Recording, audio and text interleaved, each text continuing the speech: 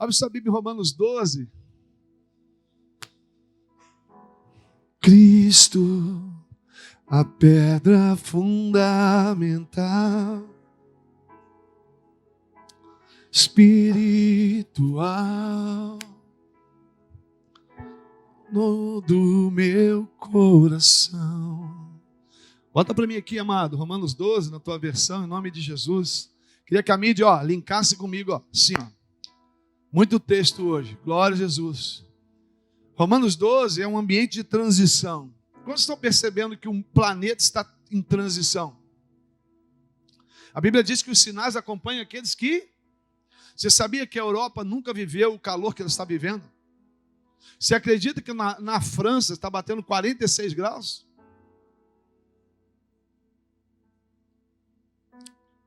Quando o profeta Joel, em Joel 2 fala sobre a volta de Jesus e o derramado do Espírito Santo, pois o derramado do Espírito Santo está atrelado à volta do Senhor, ele fala que haveria sinais na terra e nos céus. O que está acontecendo na Europa é um sinal de transição. A terra está num ambiente transicional, as coisas estão mudando. Deixa eu falar uma coisa sobre a igreja. A igreja que não entender os ambientes proféticos nesses dias, eu não estou falando de esse que te digo, de palavras de revelação que tendem a falar sobre a sua vida. Perceba. Eu não estou falando dos dons de revelação que envolvem visão, revelação, profecia, que edificam a sua vida, o seu coração, que falam das tuas coisas. Amém? Eu estou falando daquilo que Isacar fazia. Isacar era uma tribo que tinha um propósito no grande exército de Israel: discernir os tempos, entender as estações. Para quê? Para dizer aos sacerdotes e aos reis o que Deus estava fazendo naqueles dias. Escuta uma coisa sobre Deus. Deus está sempre em movimento e transitando. A soberania do Senhor provoca mudanças. As coisas estão mudando. As coisas estão mudando. Eu já não posso pregar, eu não posso falar algumas coisas. Como o Mário falou aqui ontem, em alguns países pregar o evangelho é sentença de morte. Aí você fala, você está longe do Brasil. Acorda. Eu lembro do dia 11 de setembro de 2001, eu não trabalho, ainda era analista de sistemas, quando eu vi um avião, um Boeing batendo numa torre, eu falei, filme do Godzilla? Spectrum Man, lembra que tinha aqueles filmes? Falei, Hollywood ao vivo? Aí daqui a pouco passa 5 minutos, outro avião numa outra torre, bum. E eu não sabia se Jesus estava voltando, o mundo estava acabando, uma bomba nuclear ia acontecer. Mas no dia 11 de setembro de 2001, lembra do que aconteceu? O mundo mudou. E o que foi interessante para mim naqueles dias, eu estava trabalhando e o Espírito falou comigo, assim será a minha volta, eu chegarei de repente. As pessoas não vão entender o meu rastro celestial, elas vão ficar, isso é filme, o que está acontecendo? O que eu quero dizer para você é que as coisas estão mudando, irmãos. Em Foz do Iguaçu já existe milhares de islâmicos. Em Criciúma, eu conversava com o Mário ontem sobre o que está acontecendo em Criciúma. Você sabe qual é a maior igreja que cresce em Criciúma? Uma sinagoga islâmica. Você pensa que as coisas estão longe, as coisas estão muito perto, mais perto do que a gente imagina. Essa palavra essa noite é para crente que quer desenvolver uma vida no Espírito. Essa palavra essa noite é para gente que quer se reposicionar e alinhar, verticalizar a sua relação. Não dá mais, escute, para onde nós estamos indo enquanto planeta e sobretudo enquanto Brasil. Não dá mais para a gente viver naquelas dependências de alguém que ora por você, que aquele negócio você vai pedir. Aí você precisa de alguém para dizer para você, o que você tem que fazer. Por favor, ora por mim. O meu cachorro Buda está com problema, ora por mim por causa do meu dente, ora por mim por causa do meu ouvido, ora por causa da minha barriga, ora por causa do meu problema na minha casa. Esse tipo de gente não vai sobreviver, já não está sobrevivendo. Você sabia que está havendo um retorno à macumbaria de crentes? Você sabia que está um grande movimento de retorno ao catolicismo de crentes? Porque só são crentes, não são filhos. Porque aquele que realmente teve um encontro verdadeiro, genuíno com o Senhor Jesus, nunca mais é a mesma pessoa, querido. Não existe quem se afaste, existe quem nunca se encontrou. Não pense que você está aqui numa reunião e tal, que você vê aqui, cantou uma musiquinha, né, amo Jesus, que verdadeiramente se ama, ou que verdadeiramente você se converteu. Conversão tem a ver com mudança de entendimento. Conversão tem a ver com mudança de paradigma. Conversão tem a ver com quebra e transformação de valores.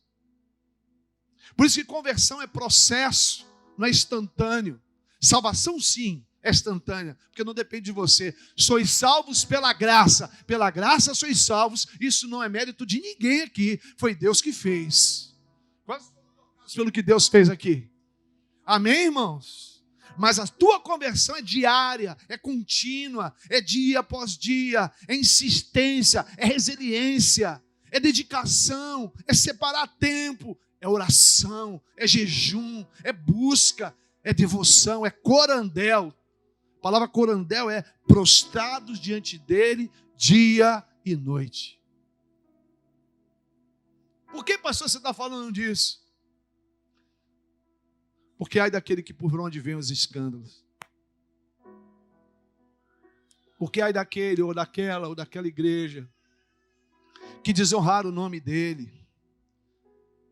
Porque você precisa sair essa noite com palavras de vida eterna. E só há vida eterna onde há a verdade. Não onde há modelos, subjetividade ou palavras de motivação. Para isso, procure um coach. Como eu disse de manhã, ele vai fazer do seu Yakult a transformação do mundo, já viu? O cara sai numa conferência de Yakult dizendo, meu Deus, agora eu sou o vendedor de Yakult. Vou me tornar a multinacional dos Yakult, porque agora eu penso positivo, tudo. Quem Yakult, vende Yakult, você vai...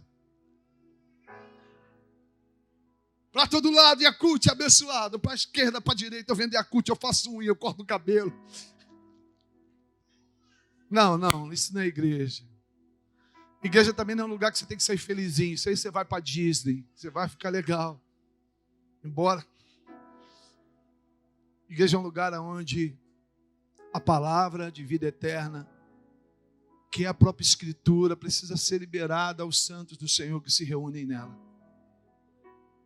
Algumas coisas você vai engolir gostoso, outras coisas você vai dar uma rapadinha, outras coisas vai azedar, vai dar uma queimadinha, mas eu te prometo que depois de ingerido e processado vai te fazer bem.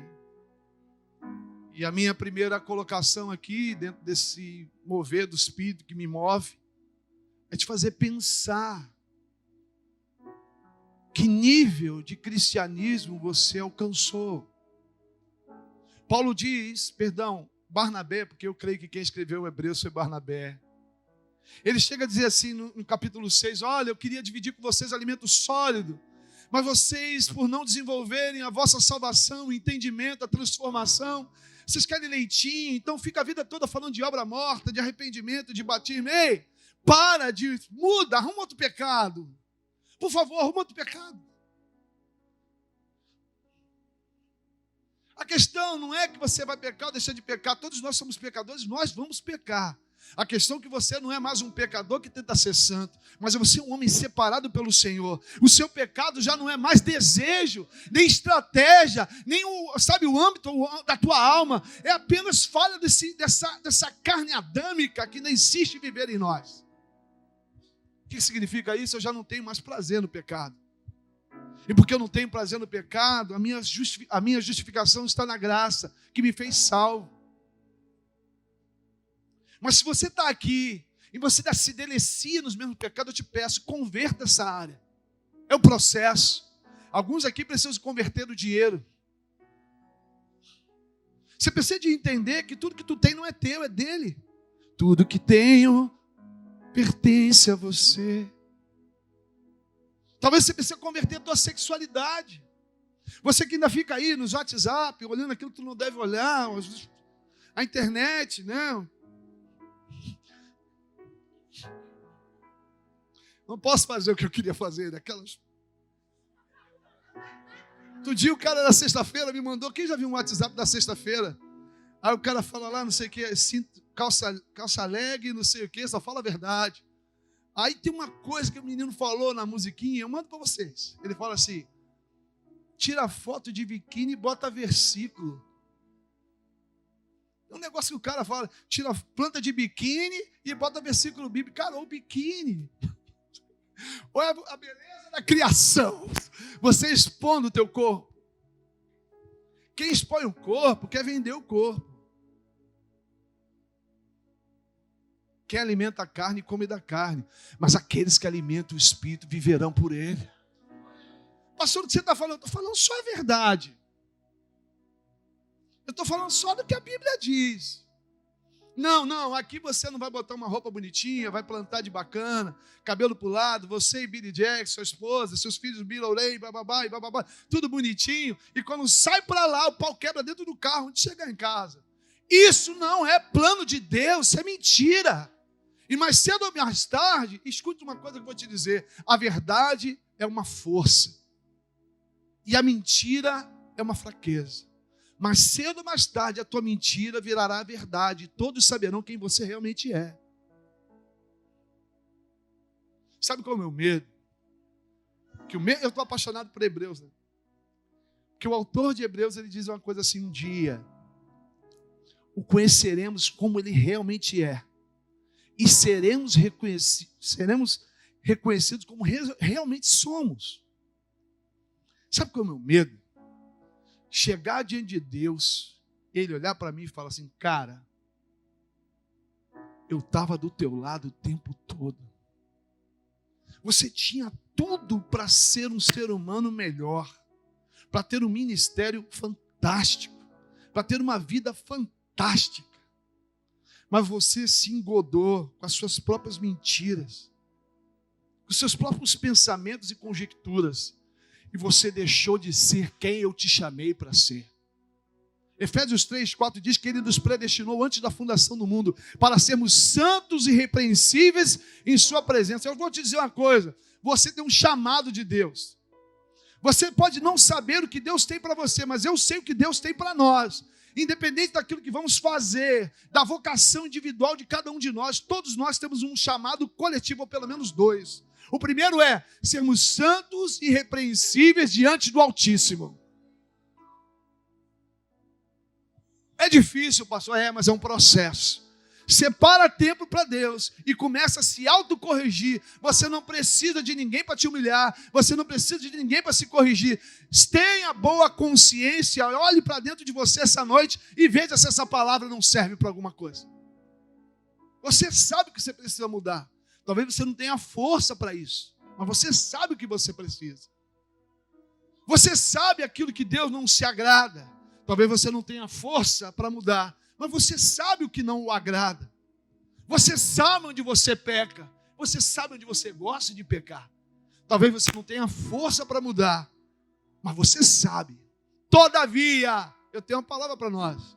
Não é por força nem por violência, mas é todo aquele que diz: Espírito Santo, aqui está o meu coração. Espírito Santo, aqui está a minha vida. Espírito Santo, eu não posso com meus braços, eu não posso com minhas pernas, eu não posso nem com a minha cabeça, mas eu confio em Ti, Espírito Santo. Foi a primeira palavra do pastor Rodrigo pregando no domingo passado. Eu fico longe, mas eu vejo. Ele disse assim: eu confio no Espírito Santo. Eu repito, nós confiamos como igreja no Espírito Santo. Nós confiamos que o Espírito Santo vai fazer uma obra na sua vida. Nós confiamos no Espírito Santo que te trouxe até aqui. Ele é fiel para cumprir. Essa semana eu visitei um casal, discípulo, tudo abatido. Mas quando o Espírito veio, o Espírito faz uma obra tremenda. Você pode botar a mão no seu coração e falar: Espírito Santo, toma o meu coração. Você pode falar para ele: vamos fazer, a gente não fez isso essa noite. Vem e toma o teu lugar aqui. Vem e toma o teu lugar aqui. Essa canção para nós. Você pode adorar a Deus. Toma o teu lugar aqui. Fala para o seu coração. Cara, você sabe o que você precisa mudar. Você sabe que a coragem que te falta, a ousadia que te falta. Porque para onde a igreja está indo nesses dias haverá perseguição. Já existe perseguição. No seu trabalho, se você bobear, já vão te demitir se você plantar de crente. Já existe isso. Mas deixa o Espírito Santo tomar o teu coração. Deixa o Espírito Santo tomar a tua vida essa noite, em nome de Jesus. Deus está me falando que tem um monte de gente que precisa. Se eu parar essa mensagem agora aqui, já era mensagem para muita gente aqui essa noite. O segredo é o Espírito, Roberto. O segredo é uma vida no Espírito. O segredo é aprender a andar no Espírito e com o Espírito. Não basta ter o Espírito. Eu posso ter um carro e não saber dirigir. Não ter carteira para dirigir. Nós precisamos habilitar o Espírito a ser o grande Senhor da nossa história. Céu e terra se encontram. O universo.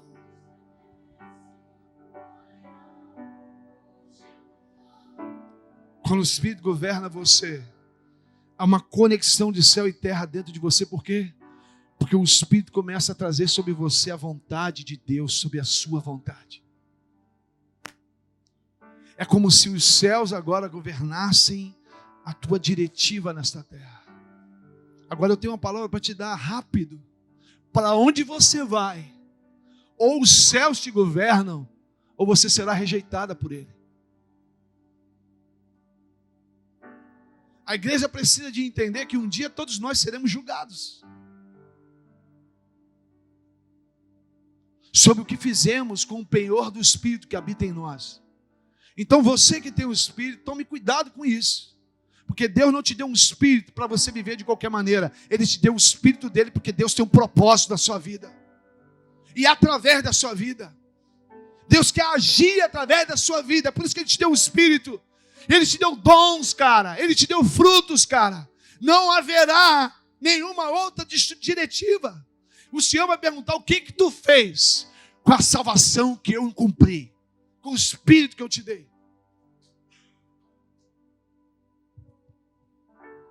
Não dá mais para brincar de crente, gente. Não dá mais para brincar de crente. Nádia outro dia veio conversar comigo. Eu posso cantar não sei o que e tal. O que o senhor acha? Eu falei assim: cantar, se canta. Queima aquele monte de endemoniado com a presença de Deus. Porque a glória não é ir lá cantar aquilo. Aquilo para mim é honra para você, desonra. Vê se você entende. O altar do Senhor é o teu lugar de maior honra. Aquilo lá é missão. Um crente que acha que aquilo é honra, ele tem que se converter. Você não está indo lá cantar, você está indo lá pregar e liberar a unção do Espírito para aquele monte de gente perdida. Não é, não é você que precisa do seu trabalho, não é aquele hospital, Iane, que precisa, não é você que precisa daquele hospital. O Pederneste é que precisa do Espírito que habita em você. Vamos mudar a mente, irmãos. Vamos mudar a mente. Ei, não é aquela empresa que você trabalha, não é aquele, você não precisa daquele lugar, oh meu Deus, a empresa que eu estou, não. É aquela empresa que precisa de um homem de Deus como você. Quando você vai para lá, você leva o Espírito, você leva a unção de Deus, você leva, sabe, a presença de Jesus. A Caixa Econômica é abençoada quando você pisa lá, Cris. Você pisa e diz: essa terra é santa porque eu sou santo. Essa igreja se contaminou tanto de valores. Batem palma para artista de Globo. Gente, artista da Globo precisa de oração. Você é uma missionária carta viva dentro da Globo. Você é uma missionária carta viva no salão. Você é um missionário carta viva vendendo cloro. Você é um missionário fazendo unha. E pá, e tal, e tal. Entende que não é você que precisa dos lugares. É os lugares que precisam de você. Porque o que você tem vem de Deus. E dinheiro nenhum pode pagar. Muda a mentalidade. Em nome de Jesus. Em nome de Jesus. Romanos 12 fala justamente disso. Rogo-vos, pois, irmãos, pelas compaixões de Deus, que ofereceis os vossos corpos como um sacrifício santo e vivo, que é o vosso culto, o quê? Racional. Por favor, Não existe palavra profética nenhuma que seja de Deus se ela não estiver alinhada à palavra de Deus. Se você recebeu profecias que não procedem de Deus, eu te digo como você vai saber se está escrito ou não. Deus não pode ferir a sua própria escritura. Até Deus é refém da sua palavra. Foi por isso que Moisés disse: aqui, Senhor, tu disses, esse povo não é meu, é teu. Eu quero te lembrar o que tu escreveu. Porque até Deus é refém da sua própria palavra. Então aquilo que Deus falou para você vai se cumprir. Aquilo que o homem falou, eu não sei. Deus não tem comprometimento com seus sonhos, nem com palavra profética de homem nenhum. Deus tem comprometimento com as palavras dele. E ele é fiel a ele mesmo antes de ser fiel a você.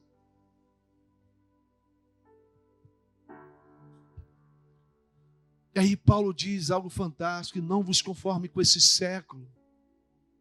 Não se conforme com esse tempo, mas transformai pela renovação do vosso entendimento. Não, essa não é a mensagem. É que eu quero mexer no teu entendimento hoje. Porque tem muita gente aqui que perdeu tempo na vida porque teve um entendimento travado. Essa noite eu quero que a gente experimente uma mudança na nossa postura. Quantos querem? Quantos entendem que precisa alguma coisa? Quantos entendem que você precisa fazer alguma coisa para mudar na sua vida? Existem coisas que Deus faz, agora existem coisas que nós fazemos. E Deus não vai fazer por você aquilo que Ele te chamou para fazer. Essa noite eu quero falar sobre fé e obras. Obras e fé. Eu quero mudar o nosso entendimento sobre as coisas do Senhor. Eu quero nos reposicionar. Eu quero te dar um posicionamento que vai mudar a tua história de vida. Quantos querem ter uma vida ampliada nesses dias? Quantos querem essa noite provocar o entendimento, experimentar algo maravilhoso, novo, fantástico na sua vida? Eu quero ler algo muito importante para nós aqui. 1 Crônicas 13.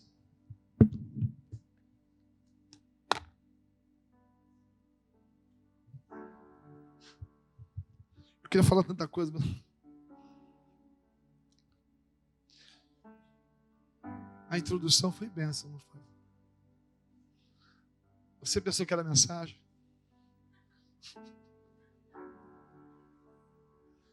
Irmãos, o Senhor pegou o meu ministério pastoral e amassou em Florianópolis. Quantos já sentiram vergonha de Deus? Quem já sentiu assim: meu Deus, eu fui ver uma mensagem minha, Deus falou comigo: vem cá, querido, deixa eu te chamar no particular. Madrugada em Curitiba, eu sentadinho, meu pastor não estava lá mais. Deixa eu te apontar umas coisas que eu quero tratar contigo. Irmãos, todos nós estamos em constante crescimento. Nós somos uma casa em obras, sempre. Eu quero fazer um ajuste com a gente. Posso ouvir um glória a Deus? 1 Crônicas 13. Deixa eu achar o texto aqui. Me ajuda aí, filho.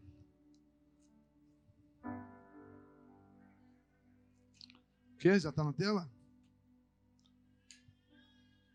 E teve Davi conselho com capitães dos milhares, dos centos e com todos os príncipes. Deixa eu contextualizar. Davi vinha de uma cidade de refúgio chamada Hebrom. Coisa linda. Em Israel existiam 6 cidades de refúgio. O que era uma cidade de refúgio? Quando você cometia um crime, se você fugisse para uma cidade de refúgio, o vingador que tinha direito de te matar não podia te tocar. Então, quando você estava debaixo de um crime, você matou acidentalmente, sabe aquela coisa de explodir sem querer, fazer uma besteira? Então você corria para a cidade de refúgio para que você não sofresse olho por olho, dente por dente. Então Davi vai para Hebrom, que é uma cidade de refúgio. E ele fica em Hebrom por quê? Porque nesses dias Saul queria matá-lo. E ele está lá, numa cidade de refúgio. Cidade de refúgio é uma figura profética da igreja. Toda igreja é uma cidade de refúgio. Nós estamos aqui porque Deus está nos livrando da morte, amém, irmão? O pecado que pesava contra nós não encontrou autoridade quando o sangue de Jesus quebrou todo o que tinha que quebrar na nossa vida. Então a igreja é uma cidade de refúgio para nós. Aqui o diabo não pode mais tocar a tua vida. Você recebe isso? O diabo não tem mais autoridade nenhuma. Bote isso na sua cabeça, não tem autoridade nenhuma na sua vida. Nenhuma. Você foi comprado com alto preço. Você tem um dono, o nome dele é Jesus Cristo. Agora, se você dá brecha, irmão, aí é uma outra história. Então, nessa cidade de refúgio, Davi entende algo, morre Saul. Então, quando o vingador morria, você tinha direito. Então, quando Saul morre, Davi, então, não apenas toma o trono em Hebrom, mas agora ele vai se tornar rei de Israel. E Davi tem um direcionamento correto. Ele fala, olha, vamos se apropriar da arca do Senhor, porque Saul não fez valer dela. Então ele entende, fala comigo, entende. Tem a perspectiva correta. Está no caminho correto. E ele começa a tomar decisões. E teve Davi conselho com os capitães dos milhares, dos centos e com todos os príncipes. 2. E disse Davi toda a congregação de Israel, se bem vos parece, e se bem isso do Senhor nosso Deus, enviamos depressa mensageiros a todos os nossos irmãos, em todas as terras de Israel, e aos sacerdotes, os levitas com ele na cidade, nos seus arrabaldes, para que se ajudem conosco. E tornemos a trazer a nós a arca do nosso Deus, porque não buscamos nos dias de Saul. O desenrolar desse texto, vai para o versículo 7, por favor. E levaram a arca de Deus sobre um carro novo, da casa de Abinadab, Uzá e Aiô guiavam o carro. Você conhece essa história, não conhece ou não?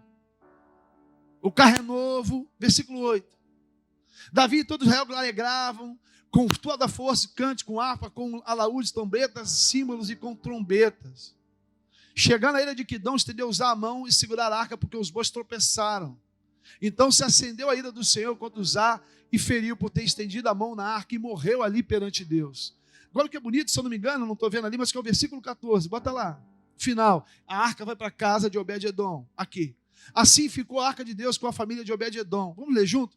3 meses em sua casa, e o Senhor, a casa de Obed-edom e tudo quanto ele tinha. Irmãos, olha aqui uma coisa que eu quero te promover aqui. Não basta a gente ter a diretiva correta. Não basta ser um crente bonitinho. Não basta a gente ter boas intenções. Não basta a gente estar caminhando até no que Deus nos chamou para caminhar. Nós precisamos andar nos princípios corretos. Nós precisamos ter os valores corretos. Nós precisamos estabelecer as coisas na ordem correta. Era certo buscar ao Senhor? Sim, era. Mas nós temos que fazer a coisa da maneira correta. Porque as obras, elas não precedem a fé, nem os princípios. A fé e os princípios precedem as obras. O que Davi fez estava correto. Mas ele não fez de forma correta. Ele não colocou a fé em primeiro lugar. Lá em Tiago ele vai dizer assim, mostra-me as tuas obras que eu direi a tua fé. Mostra-me a minha fé, eu te direi as minhas obras. Agora eu te faço uma pergunta, o que vem antes, a fé ou as obras?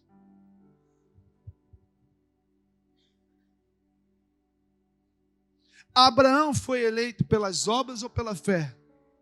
Pela fé. Sabe o que significa tudo aqui? Que qualquer coisa que você faça que não é fruto de fé é pecado. Romanos 8, 24. O nosso chamado não é fazer coisas. O nosso chamado não é ter títulos. O nosso chamado não é ter cargos. O nosso chamado é viver pela fé.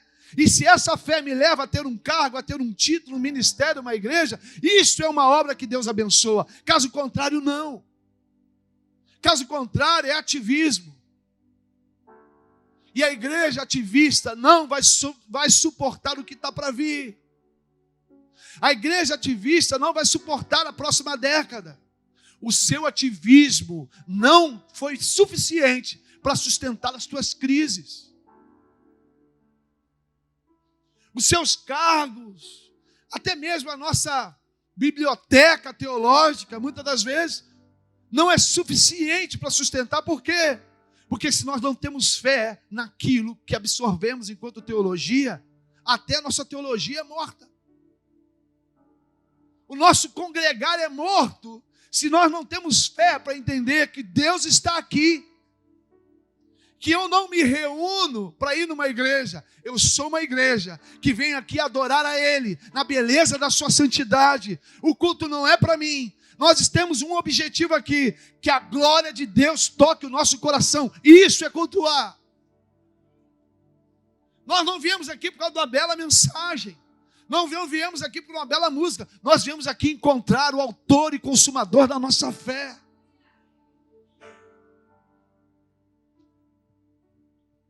Davi tinha um plano certo, mas agiu de forma errada. Agora, a presença do Senhor na nossa vida sempre vai nos abençoar. A presença do Senhor na casa de Obed-edom transformou a vida de Obed-edom, transformou os filhos de Obed-edom, toda a sua casa foi impactada, mas isso é outra pregação. Quando nós colocamos o nosso ativismo, a praxe cristã, antes da comunhão, da oração e da vida em fé, até boas causas e bons propósitos não dão certo. Sabe o que isso causa? Ativismo. E o ativismo não nos sustenta. Abre sua Bíblia em Mateus 25.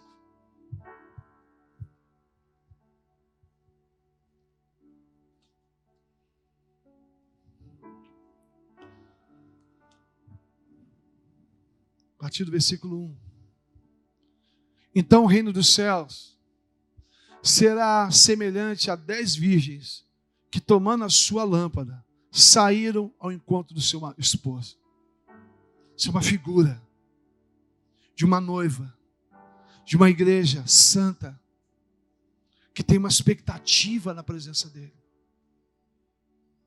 E 5 delas eram prudentes, 5 delas eram nécias, loucas. As loucas, tomando a sua lâmpada, não levaram azeite consigo. Mas as prudentes levaram azeite em suas vasilhas com as suas lâmpadas. E tardando o esposo, tosquenejaram todas e adormeceram. Que versão, hein? Mas à meia-noite ouviu-se um clamor, aí vem o esposo, e saiu ao encontro. Então todas aquelas virgens se levantaram e prepararam as suas lâmpadas. As loucas disseram às prudentes, dai-nos vosso azeite, porque as nossas lâmpadas se apagaram. Mas as prudentes responderam dizendo, não seja caso que nos falte a nós e a vós, e diante aos que vendem, e comprai-o para vós. E tendo elas ido comprá-lo, chegou ao esposo, e que estavam preparados, entraram com ele para as bodas, e fechou-se a porta. Irmão, deixa eu te falar uma coisa, talvez você está falando, pastor, o que esse cara está falando é tanta coisa. Eu estou falando de uma coisa só. Eu quero te convidar essa noite a reprogramar o teu entendimento sobre o cristianismo. E você precisa de entender que o fim de todas as coisas é Cristo. E Ele há de voltar. Ele precisa voltar. Nosso coração clama pela volta dEle. Esse mundo aqui, querido, não se compara à cidade celestial que há de vir. Hebreus 11 fala dos heróis da fé. Todos eles tinham uma coisa em comum. Cheios de promessa, cheios de bênção, mas todos eles não alcançaram promessas. Mas eles tinham uma expectativa de uma cidade celestial que ia descer. Todos eles se tornaram heróis da fé, porque o seu coração não estava nas coisas do presente, mas eles se moviam numa perspectiva profética, numa palavra messiânica que dizia, o Messias virá. Muda a tua mentalidade sobre o cristianismo.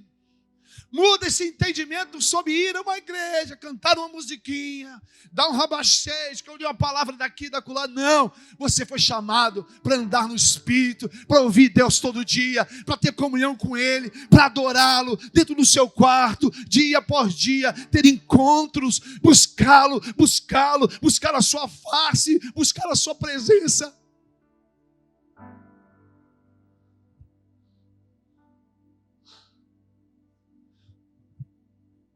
Até Davi, um homem segundo o coração de Deus, quando colocou as obras antes da fé, da busca, de entender como, Deus, você quer que eu faça. Deus, como você quer que eu faça? Deus, o que você quer da minha vida? Deus, eu sei que eu tenho que trazer a arca, mas como? Eu sei que eu tenho um chamado, mas como ele acontece? Eu sei que o Senhor tem uma promessa na minha vida, mas como eu alcanço? É orando, irmão.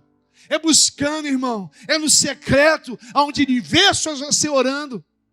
É buscando a presença. Ei, se você fizesse assim, você não tinha fracassado. A palavra que Deus deu para você era de Deus. O chamado também era de Deus. A arca caiu. Caiu porque não basta saber o que Ele quer, nem o que tem que ser feito. Nós temos que fazer primeiro nele, gerar nele, buscar nele e depois se mover.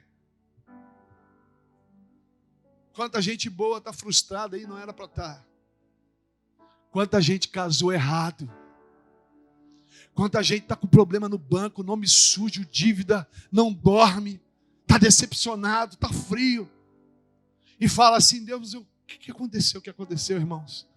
É que a fé precede as obras. O justo não vive por obras, ele vive por fé. Esse texto final é fantástico. Porque ele fala justamente disso. Ele fala de homens, todos eles virgens. Fala comigo, virgens. São um simbolismo da igreja. Todos eles, uma igreja chamada pelo Senhor. Quantos aqui são lavados e remidos pelo sangue de Jesus? Sim. Fala para o seu irmão, se você é um virgem do Senhor, você é uma virgem prudente. Você é a noiva de Jesus, cara. Todos eles chamados. Ele deu lamparina para todos, tinha óleo para todos. Óleo para todos. Só que 5 delas consumiram todo o óleo. Ei, escute uma coisa. Eu não vou gastar o meu óleo todo aconselhando gente que não quer ouvir Deus. Não venha consumir o meu óleo com tua teimosia. Não venha consumir o meu óleo com a tua obstinação. Existe um que trata com gente assim, o nome dele é o Espírito Santo. É ele que convence você do pecado, justiça e do juízo. Ei, escuta o que eu vou te dizer. Essas virgens nécias representam a igreja que não para de trabalhar, que não para de fazer coisas, que não para de ministrar, não para de pregar, não para de fazer. É aquele tipo de gente que está vendo o problema de todo mundo, mas não olha o seu. É aquele tipo de gente que gosta de orar pelas pessoas todas, mas não ora por si mesmo. É o tipo dos crentes que gosta de fazer peça de teatro, fazer um monte de coisa, mas não tem uma vida com Deus que represente a música que ele canta. Que canta lindo, mas não vive a beleza daquilo que canta. Que fala do amor, mas não ama. Que fala do perdão, mas não perdoa. Um ativista perdido na sua própria religiosidade. Quanta gente está seca.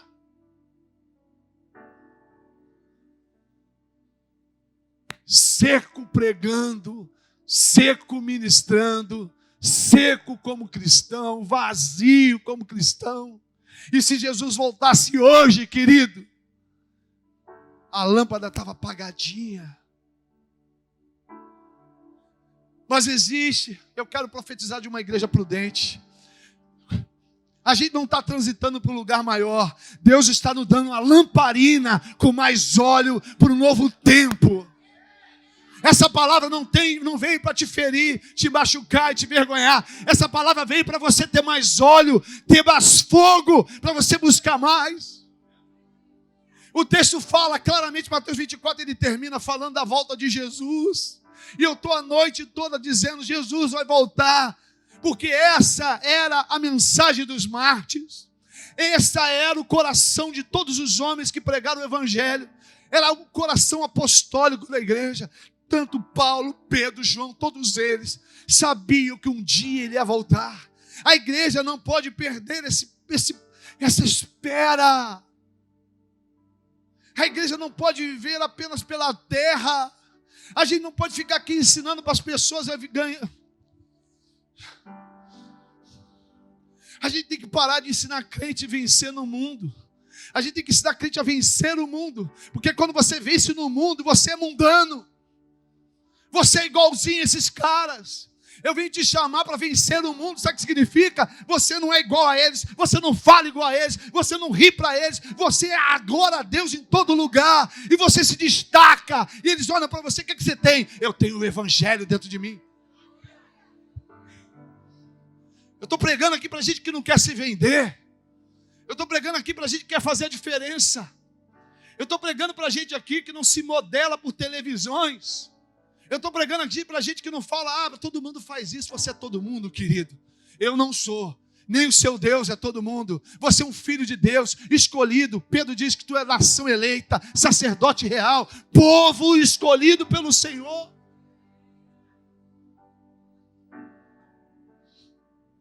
Mas as prudentes são aquelas que não deixaram de fazer, mas antes buscavam. Que buscavam o óleo, que buscavam azeite, que buscavam unção, que se moviam pela fé, que não saíam por aí, eu faço, eu digo, eu prego, eu canto, eu toco, eu expulso o demônio. As prudentes eram aquelas que guardaram uma reserva. Eu sei que meu noivo vai voltar. Eu sei que eu preciso manter um óleo aqui, Senhor, de paixão. Eu preciso ter um lugar para queimar só eu e você. Eu preciso ter um lugar, Senhor, que eu choro, eu fico babando, eu dou a chapada sozinho. Chapar para todo mundo ver, não é o mais importante. Mas entra numa torre de oração, que queima lá com o Pai sozinho e fala, Deus, eu tenho um coração que arde pela Tua presença. Quanto tempo você não faz isso, cara? E essas que queimam na presença dele, ele continuava mantendo o azeite vivo. Porque elas sabiam que um dia viria a boda. Sabe o que fala as bodas das vésperas do casamento? Sabe qual é o coração que Deus quer que nós tenhamos, irmãos, essa noite? Daquela noiva que está prestes a se casar, que escolhe o melhor vestido, que penteia o cabelo,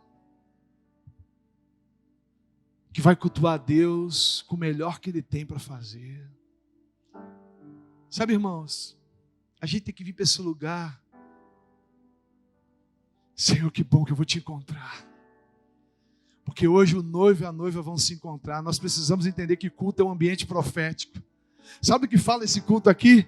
Um dia todos nós cantaremos uma só canção. O Espírito e a noiva dizem vem. Sabe qual é a igreja que Deus quer levantar? Sabe qual é a igreja que Deus está esperando? É um avivamento a ser derramado. Esse avivamento vai tocar uma igreja que diz, Senhor, eu vim te encontrar. Enche esse lugar com a tua presença. Senhor, eu não vim aqui, Senhor, porque um dia o culto não vai acabar. Nosso encontro não vai acabar. Remodela o teu entendimento sobre o que é igreja, sobre o que é cristianismo, sobre o que é culto, sobre o que você está fazendo aqui. Não. A gente está aqui, cara, como um perfil profético de um dia que a canção não vai acabar. E que Ele hoje, pela figura da sua presença e da sua palavra, que pela fé eu creio que Jesus, como diz Hebreus 2:9, está no meio da congregação, cantando louvores juntos com seus irmãos.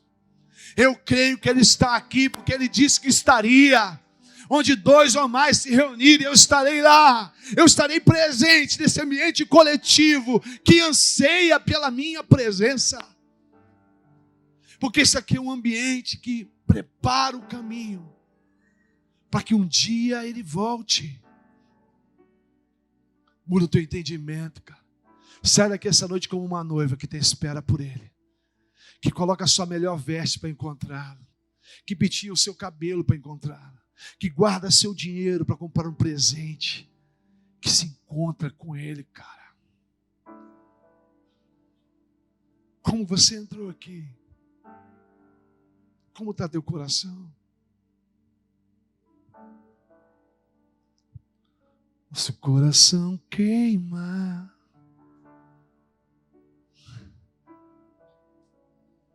pelo dia da sua volta. pelo dia do nosso encontro. Seu pastor foi tocado por uma granada de paixão por Jesus. Antes de vir para esse culto aqui, eu não consegui dormir à tarde, adorando a Deus lá na minha casa, falando: Jesus, fala daquela igreja hoje para aquele povo.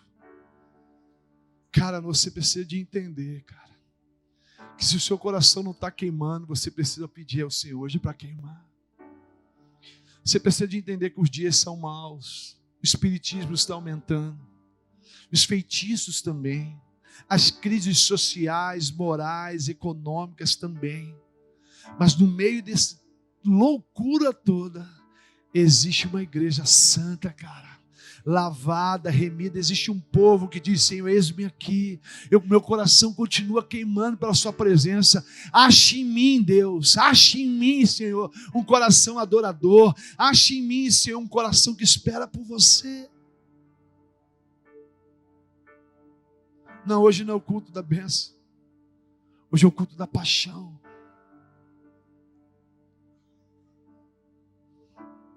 Renova o teu entendimento hoje. Esse século quis te convencer que dá para caminhar com religiosidade. Não dá. Vou repetir: a religiosidade não vai nos sustentar. Já não sustenta. A Lapa prova isso. Eu, enquanto ministro de louvor na Lapa, direto pregadores no crack, eu canso de ministrar para pastores cracudos.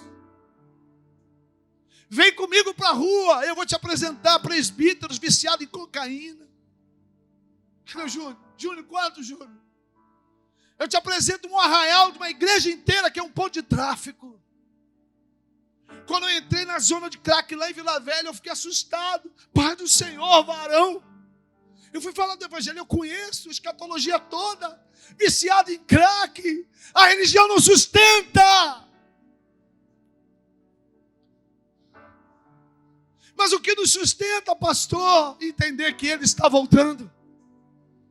E que um dia Ele voltará plenamente. Mas se o Senhor voltar para você hoje, querido, e dizer: vem, meu filho, eu estou te buscando.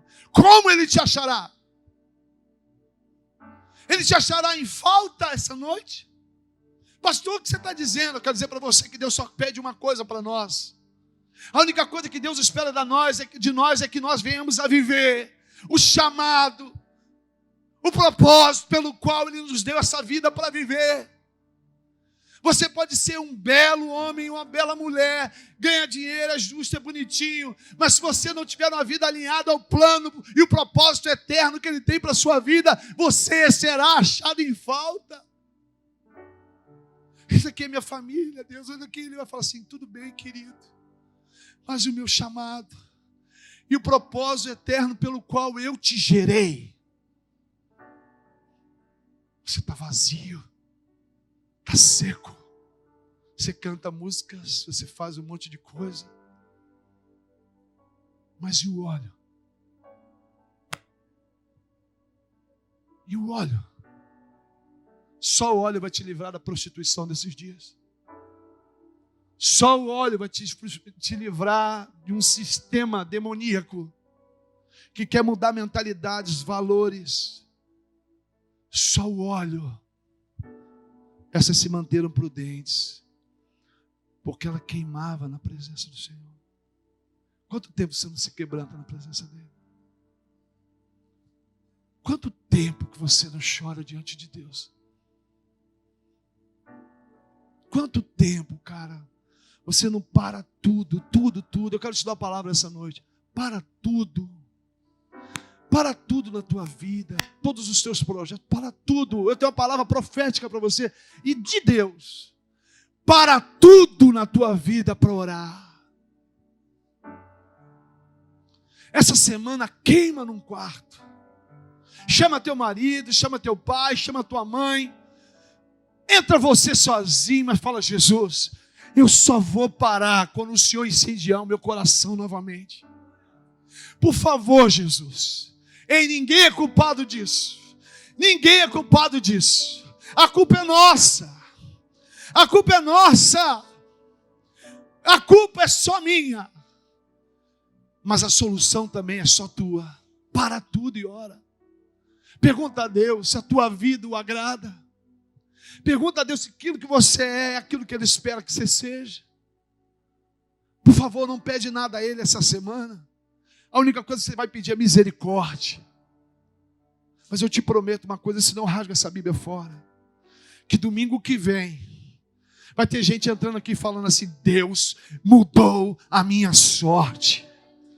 Mas mudou agora. Não, está tudo do mesmo jeito, os problemas estão do mesmo jeito. Mas agora eu sei quem eu sou. Agora eu sei o que Ele espera de mim. Agora eu sei o que eu preciso mudar. Agora eu sei o que eu preciso fazer. A arca não vai mais cair, porque eu entendi que a presença vem primeiro. Que não adianta eu enfeitar minha vida de carro novo, de roupa nova, de maquiagem. O que eu preciso é colocar uma arca no meu ombro e assumir quem Deus é e quem eu sou. Para de criar adorno. Para de dizer que é o diabo. Para de culpar pai e mãe. Para de culpar cônjuge. O véu foi rasgado. E hoje você pode entrar no santo lugar e desfrutar da presença dEle. E ouvir a voz dele, e ouvir a voz dele, e experimentar a presença dele. Certo homem, que eu não posso dizer quem, um dia orava ao Senhor num determinado lugar. Enquanto ele orava, o Senhor disse a ele: olhe para a praia. E quando ele orava, chorava, ele olhou para a praia.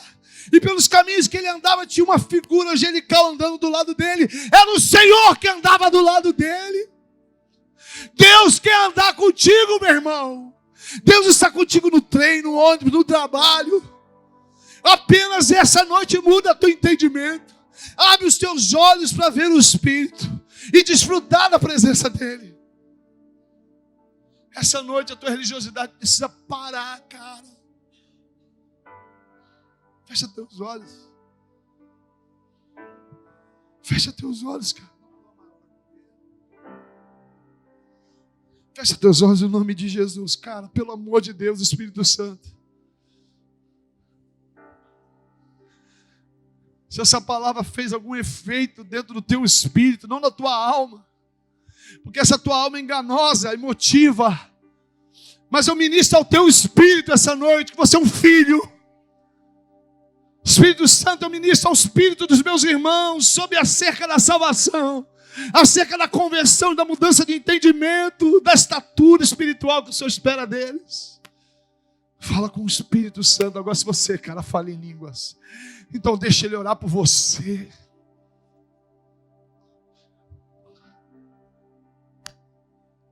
Espírito Santo, faz algo aqui na vida dos meus irmãos.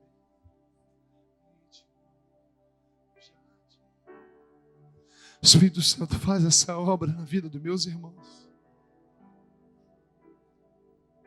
Espírito Santo, faz uma obra na vida dos meus irmãos, por favor. Espírito Santo, ministra o teu espírito agora acerca de coisas do futuro, da sua vida.